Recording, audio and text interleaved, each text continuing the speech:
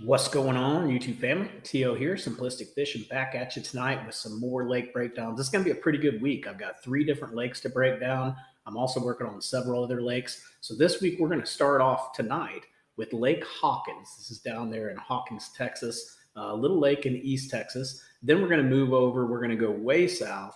We're going to go to Pinkston Reservoir, which is up just a little bit north of Sam Rayburn. And speaking of Sam Rayburn, that'll be our third one that we're going to break down. So we're going to have a great week. Lots of lake breakdowns if you guys like this. But tonight, I got some really cool stuff to show you on Lake Hawkins. So let's jump into it. Here we go.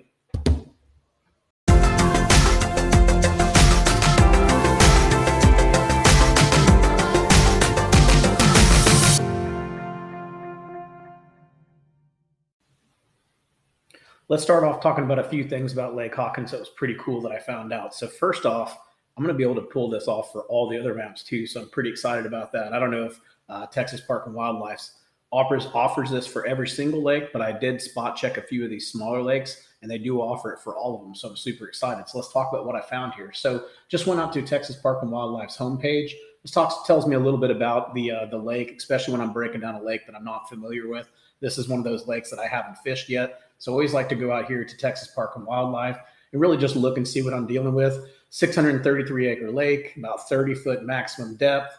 Looks like it only moderates about 2 to 4 feet in fluctuation. So that's not very much. That usually means I'm not going to be able to find too much as far as Google Earth. So this probably need to focus more offshore, things like that.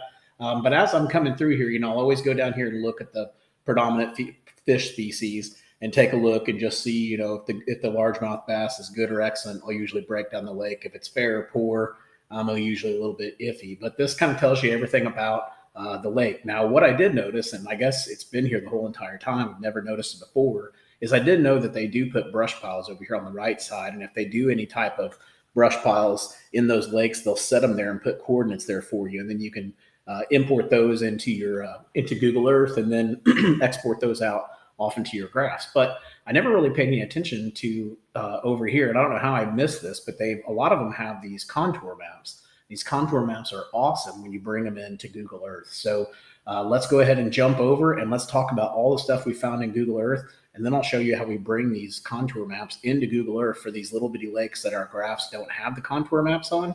And now we're going to have the entire thing. Super cool stuff. Let's jump over there. If you've been watching any of my lake breakdowns recently, you will notice that I've changed the format on the left-hand side to make this easier for use, especially when you're at home on Google Earth especially. So what I've done is I've broke this one out the same exact way. You'll see Lake Hawkins here. We're going to talk about the contours here in a minute after we talk about what we found through Google Earth. But let's talk about this right here. So let's say if you wanted to see if there were any ditches on this lake, there was only one ditch that I could actually find, and it was way up here in the corner. So I don't even know if you can get up there or not, but there's a pretty decent little ditch that's in there. And if we draw this back, I think it was 2013 is going to be our best image. There's a little ditch that's underneath this thing, and you'll see it. Let me get back here. It's pretty significant, actually. Let me pull the weeds back. There's an image here that actually shows it where the weeds aren't there. There we go.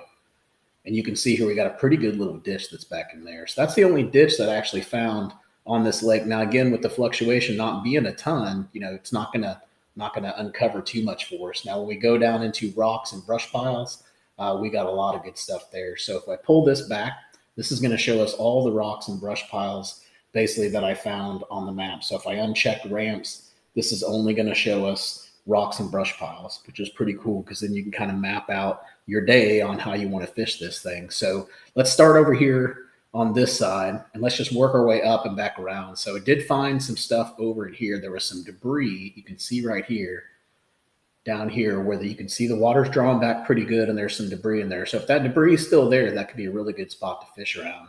Then really all I found was just like random laydowns. So we'll just hit up a few of them, show them to you here. We've got a couple laydowns right in here. Didn't see too much up in here. But again, this water's not pulling back that far, so it's not going to uncover too much for us. There's a pretty decent laydown right here off this little secondary point, or this little point right here, right in that area. And then as we move up here, again, didn't find a lot of rock. There is a ramp there that I missed. So we do have a ramp there, so let's go ahead and mark that one. as a ramp, and we'll come back. I'll fix that one for you guys before we get that shipped out. And then we're going to keep moving up. Didn't see too much in here. This looks kind of interesting to fish around here, depending if that water will get up behind there, because then you have a little ledge that's really shallow. But it was really hard to tell how much the water came up. As you can see here, this is like the highest the water gets, and that looks like that would be extremely shallow. So I don't know if that's anything good there, but thought maybe about marking it, but then I left it off. But check these little spots out right here and right here. Those could be interesting spots. There could be some hard spots in there, some rocks, and that looks like there's a little ditch or something going on right in that area too. So I'm going to keep moving around. A couple more things I wanted to show you. We have some laydowns right here off the point, so check those out.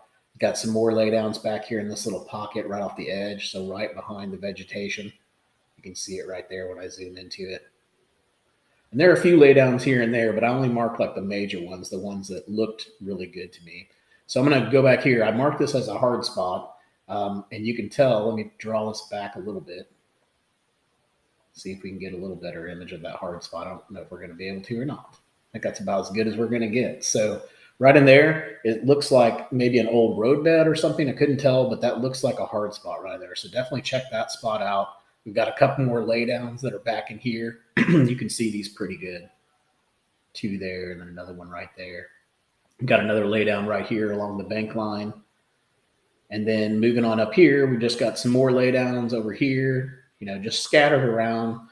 So I marked all those for you. And unfortunately, guys, there's not a lot for me to show you from basically just going down the bank line. There's no good creek channels here. There's no rocks. There's very little ramps and things like that. So a lot of it was just laydowns.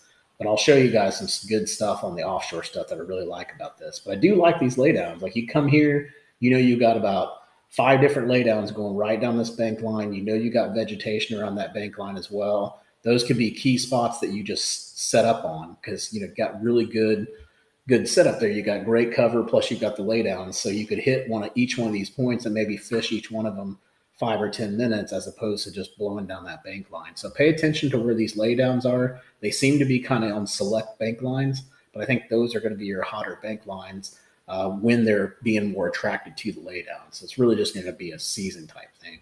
But you've got some laydowns here as well. And then back up in here, I didn't really find too much up in here other than that ditch that we talked about. But then moving back down through here, there were a couple, looks like brush piles. And this looks like maybe a possible brush pile and one right here. And then this is just a giant tree that's fallen into the water. So if that's still there, that's got to be good to fish around, especially the crappie fishermen. There's a little bit of a ditch here, but wasn't enough one for me to really want to mark for you guys. We got some laydowns off these points that you could check out.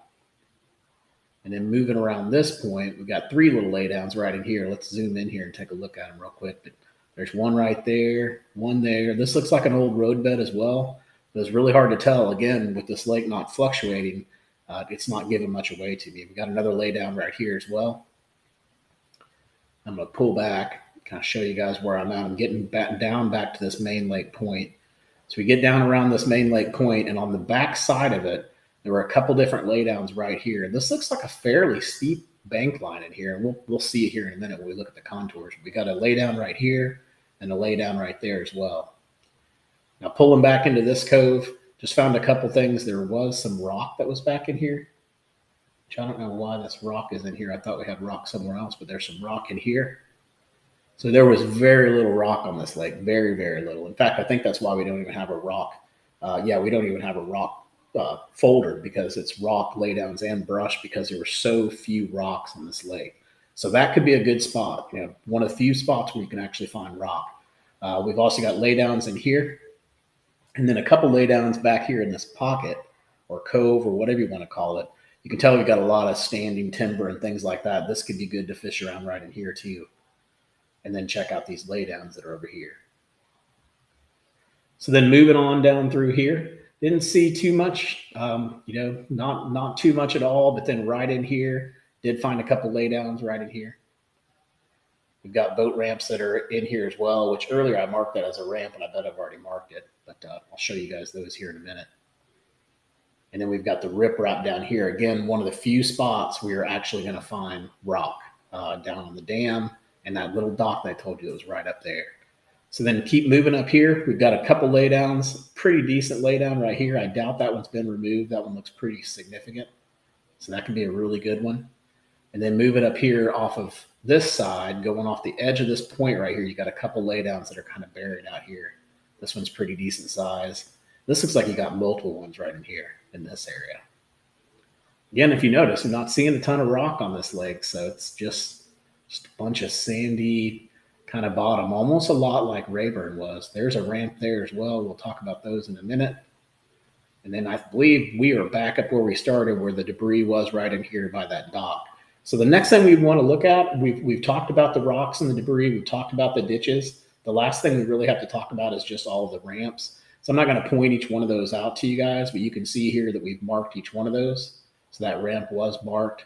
And so if you want to just go fish boat ramps on this lake, you've got quite a few to fish. You've got what, 2, 4, 6, 8, 10. You got 11 different boat ramps to fish on this lake. So that could be really good as well. So check those out. And then now let's move over and let's talk about this KMZ file that Texas Park and Wildlife provides us for the contours, because I think this is excellent, especially if you're out there fishing lakes that are smaller like this, where the hummingbird grass or Lawrence or Garvin grass don't offer you very good contours. This gives you exact contours. So let's take a look at this. I'm going to go ahead and click on the entire folder, and that's going to bring up all my contours and everything. You can see I've got the major contours, the minor contours, shaded relief, as well as the shoreline. So when I bring this up, now this is a totally different map, right? We've got all of our stuff we talked about, our ramps, our rocks, our laydowns, plus we have the contour lines now for this smaller lake, which is totally, totally awesome. So now we got to talk about, since we have the contour line right here in front of us, is what we kind of found offshore. So let's go over here to the offshore box. And I'm just going to double click on point. And what this is going to do is this is going to take me back to 2021 when I created that point. And we're going to start right here. Let's start here. Let's move up and let's circle back, and we'll end back here at the dam. So the first spot would be this point. I really like the edge of this point, but I didn't notice, now that I see the contours here, I really like this entire point. It's got a pretty nice little flat spot right in there, and then it's got a really good, point that comes out for the main lake side. So I really, really like that. Also, moving up here, you gotta fish this. This is the main lake point, right? So there's going to be fish on there. So definitely check that one out. And then moving back up in here, didn't find too much from an offshore spots. In fact, I don't know if I found anything up in there. I didn't find any offshore spots up in that side. But as we get over here, we did find some good stuff here. We got a pretty decent little point right here with a nice flat top. Another one right here with a really good flat top and a nice sharp break off. Main lake point too, which is really nice, with really good sharp breaks right in that area. So really like that. Also like this right in here, where you can see where it gets really deep, and where you see this gray, that means that's some really sharp breaks, right? Some really sharp breaks.